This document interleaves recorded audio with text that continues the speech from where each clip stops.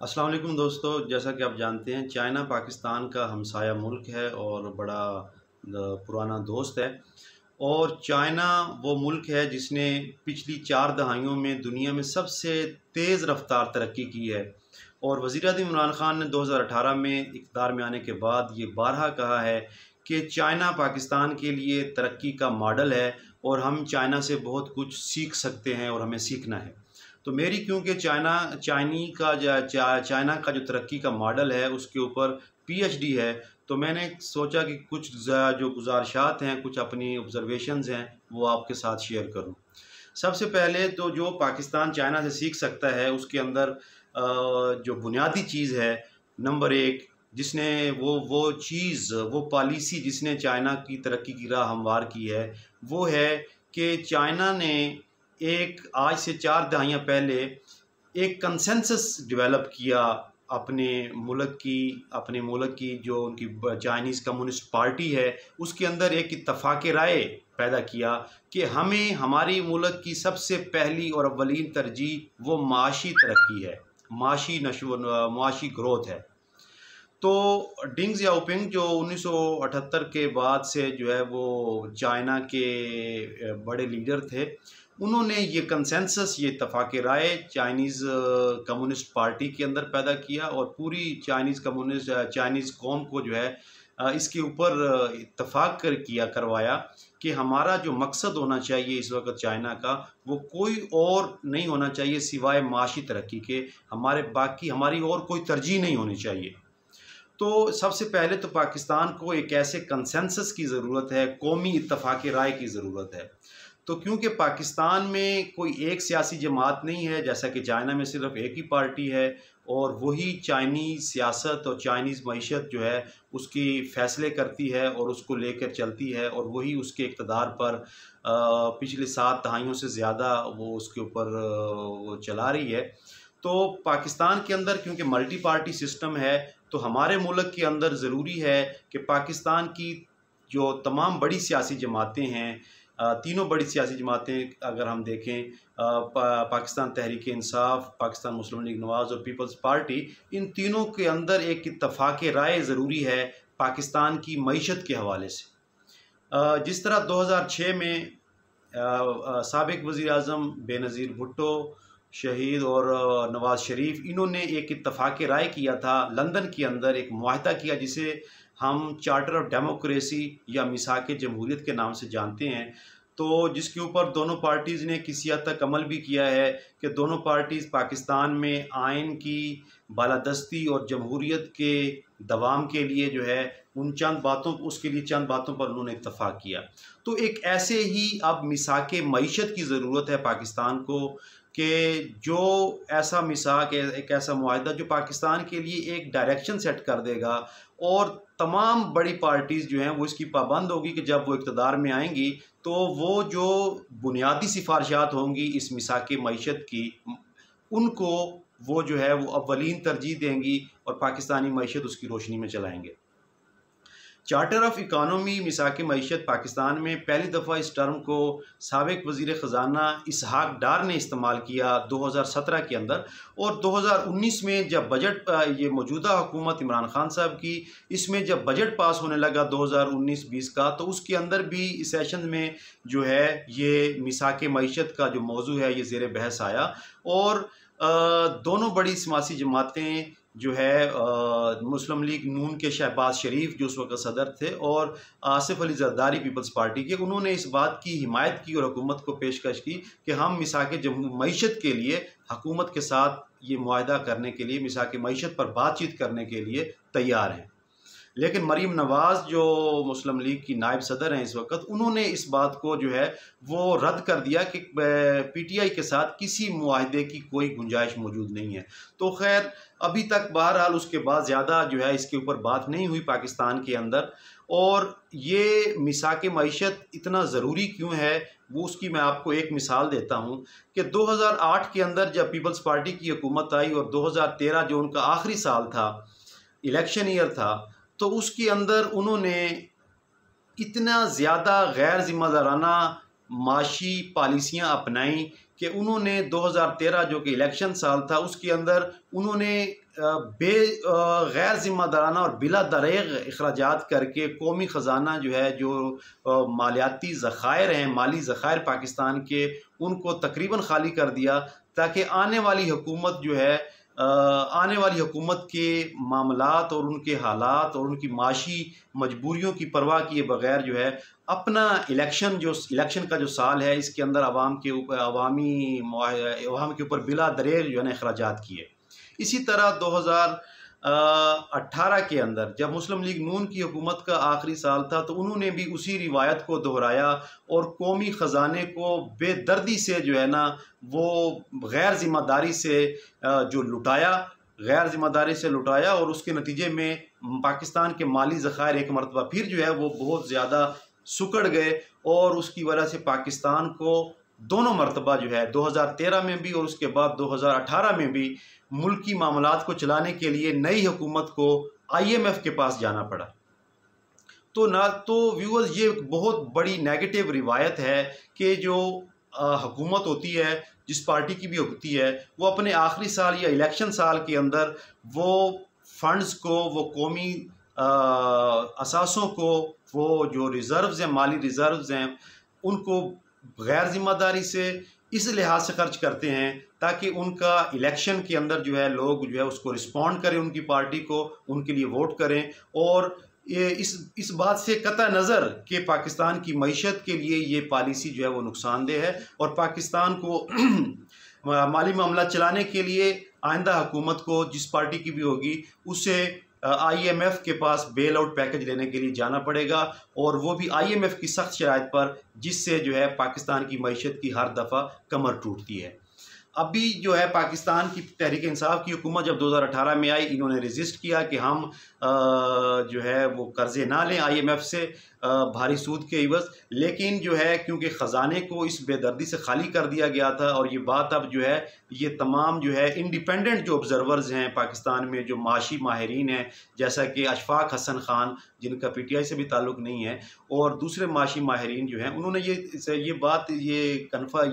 जो है वो इस बात की तस्दीक की है कि 2018 का जो साल था, 2017-18 का जो बजट का साल था, उसके अंदर गैर ज़रूरी अखराजात किए गए और ख़जाने को लुटाया गया, जिसकी वजह से जो अगली हुकूमत बनी वो इंतहाई कमज़ोर पोजीशन में आ गई और मुल्क दिवालिया होने वाला था जब उनको मिला, और उसके लिए उनको मजबूरन जो है पहले रजिस्ट किया, लेकिन फिर उनको मजबूरन IMF से सख्त शराइत पर, इंतहाई नामुनासिब, गैर मौजू और सख्त शराइत पर IMF से कर्जा लेना पड़ा। और जो अभी भी हमारे जो मौजूदा वज़ीर ख़जाना शौकत तरीन हैं, उन्होंने ये कहा कि जो हफीज़ शेख साहब की जो डील थी IMF के साथ, वो इंतहाई नामौजू और नामुनासिब थी और वो पाकिस्तान के लिए इंतहाई नुकसानदेह साबित हो रही है अभी तक जो है, क्योंकि वो जब IMF जब कर्ज़ा देता है तो उसको अपनी शराइत के ऊपर जो है वो कर्ज़ा देता है और वो शराइत कौमी मईशत के लिए इंतहाई नुकसानदेह होती हैं।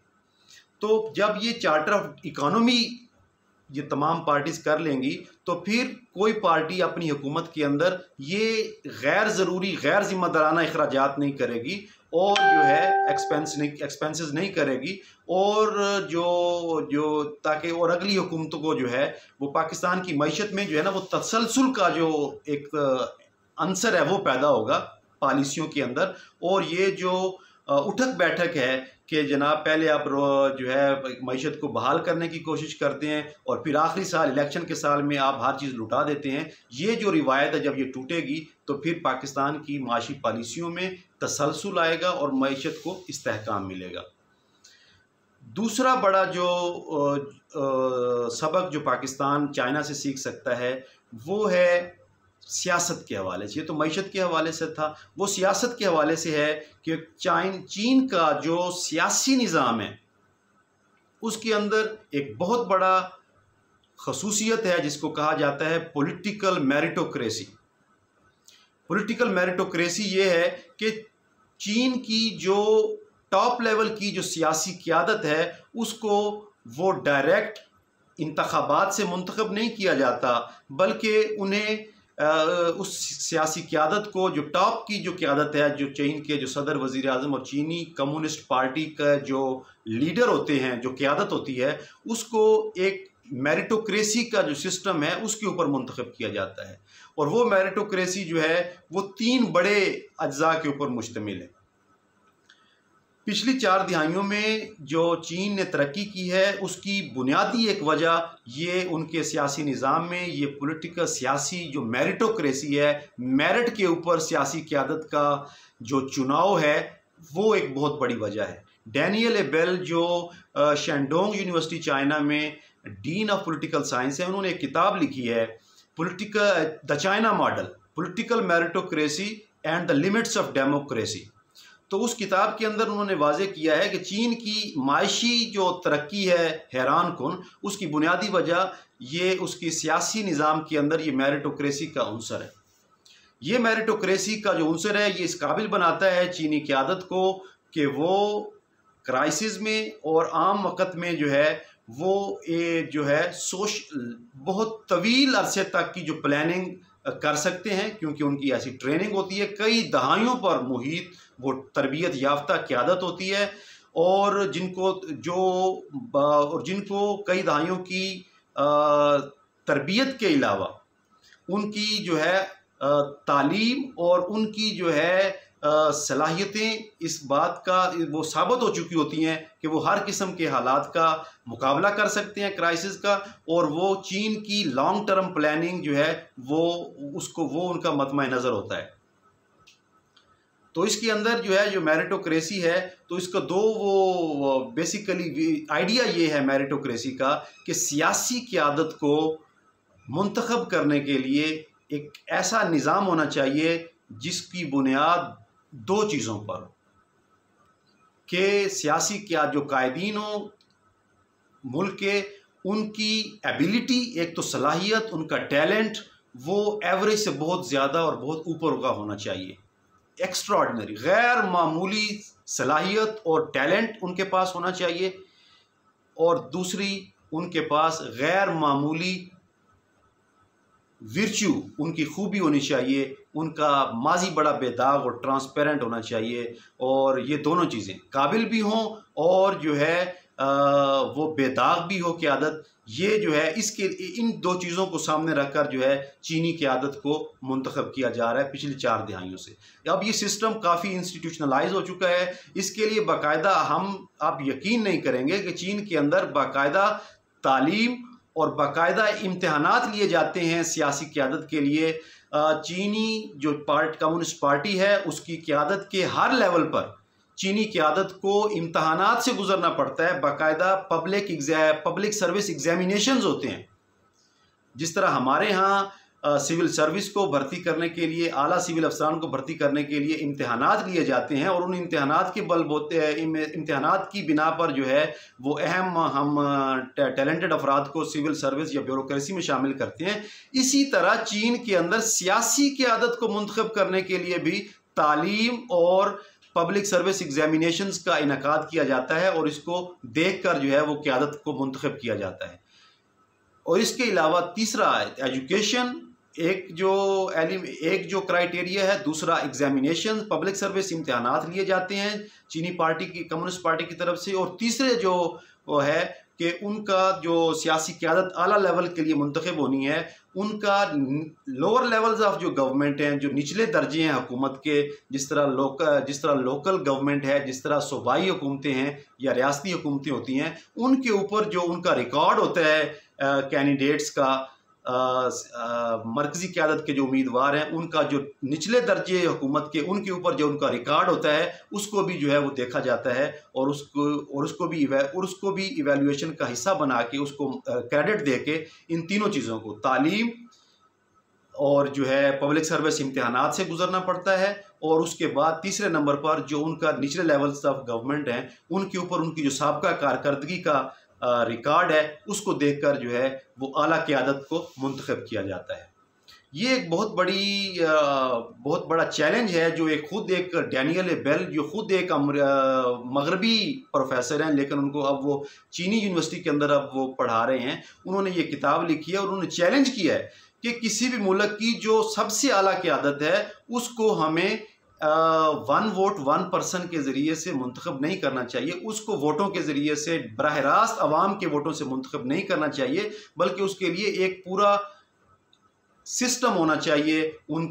उनको आजमाने के लिए और उनकी इवैल्यूएशन के लिए, और उस सिस्टम के ऊपर काबिल लीडरशिप जो है उसको मुल्क की बागडोर संभालनी चाहिए। उनका आर्गूमेंट ये है कि जब आप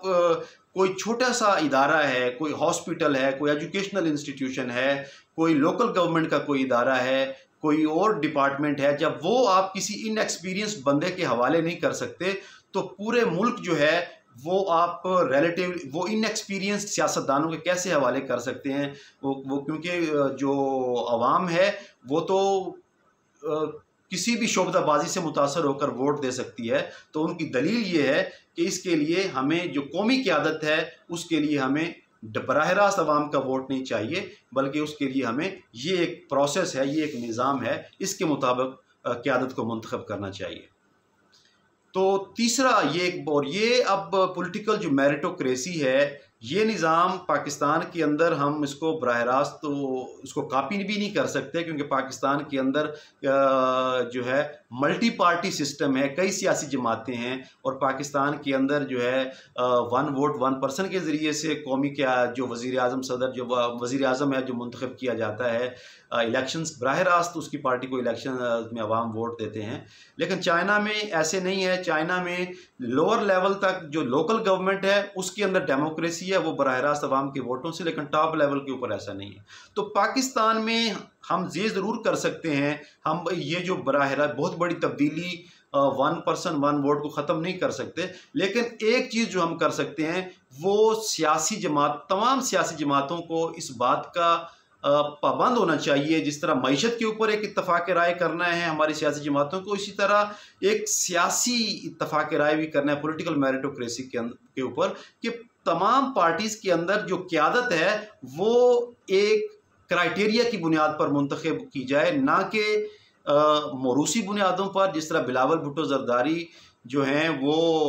पीपल्स पार्टी में सबसे कम तजर्बाकार सियासतदान हैं, और लेकिन वो पीपल्स पार्टी के चेयरमैन बनाए गए हैं। इसी तरह मरियम नवाज़ सबसे कम तजर्बाकार है मुस्लिम लीग नवाज़ में, लेकिन वो पार्टी की नायब सदर हैं। तो ये जो है एक मनफी रुझान है, हमें इसको ख़त्म करना चाहिए, और पाकिस्तान के अंदर भी सियासी क़यादत को मुंतखब करने के लिए उन जो है लीडर्स का जो साबका तजर्बा है, जो साबका उनकी कारकर्दगी है हुकूमत के अंदर रहते हुए, और उनकी तो तालीम है, और उनके बाकायदा पब्लिक सर्विस एग्जामिनेशंस का भी कुछ सेटअप हमें करना चाहिए। इसके ऊपर तमाम पार्टीज़ को इत्तफाक राय करना चाहिए कि हर पार्टी के अंदर जो है वो क़यादत मेरिट के ऊपर मुंतखब हो, ना कि मौरूसियत की बुनियाद पर मुंतखब हो। तो तीसरी जो पाकिस्तान की, और ये जो एक बात मुझे अभी याद आ रही है, वो ये है कि जब इनएक्सपीरियंस लीडरशिप आ जाती है आगे, मुल्क की बागडोर उसके संबंध दे दी जाती है, तो वो गलतियां करते हैं। एक नेचुरल प्रोसेस है, बिगिनर्स मिस्टेक्स। कोई भी काम आप नया शुरू करते हैं तो आप उसको लाजमी गलतियां करते हैं। जिस तरह पीटीआई की हुकूमत ने, हमें मानना पड़ेगा, बेशुमार गलतियां की। जब ये 2018 में आए तो अब उन्होंने वो उसको तस्लीम भी करते हैं इमरान खान साहब कि उन्होंने बहुत सी गलतियां की। उसकी जो बड़ी वजह है उन गलतियों की, वो ये है कि इमरान खान साहब की हुकूमत एज ए होल ना तजर्बाकार थी, और उनके कई जो मोस्ट मिनिस्टर जो है वो ना तजर्बाकार थे, और उन्होंने गलतियां की, और उन गलतियों की वजह से पाकिस्तान में चीनी का बहरान, पाकिस्तान में आटे का बहरान, पाकिस्तान और बहुत सारे मसाइल का जो है वो पाकिस्तान को सामना करना पड़ा। तो इसलिए